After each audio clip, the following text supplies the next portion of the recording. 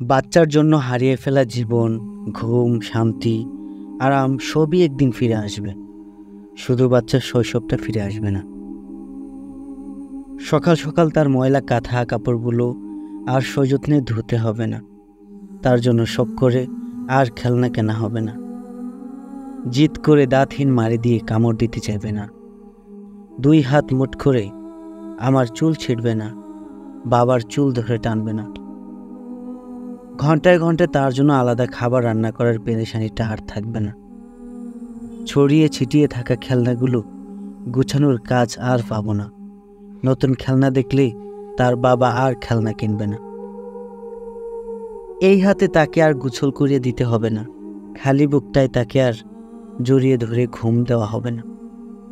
কারণ সন্তান বড় হয়ে যাবে। অসীম যে যন্ত্রণায় ভুগে তাকে নিজের শরীর থেকে বিচ্ছিন্ন করে জন্ম দিয়েছিলাম, সেই যন্ত্রণার ব্যথাও শেষ হয়ে গেছে। কাটা ছেঁড়া সেই শিলায় হওয়া শরীরটা নিয়ে এই 2 হাতে তাকে প্রথমবার জড়িয়ে ধরেছিলাম, সেই দিনও গত হয়ে গেছে। এইভাবে কত দিন, কত কাল, কত মাস, কত বছর পেরিয়ে যাবে। আমার কোল ছেড়ে দিয়ে নিজে সংগ্রাম করে বাঁচতে শুরু কর। বুলি না ফোটা যে মুখটার কথার সাথে আমি মা তাল মিলাই, এই মায়ের সাথে অনেক কথা তার আর বলা হবে না। যেই শৈশব তার স্মৃতিতে থাকবে না, তার সেই শৈশব আমাদের স্মৃতি জুড়ে থাকবে। ভালো থাকুক পৃথিবীর সকল সন্তানেরা। মিস করব, ভীষণ মিস করব।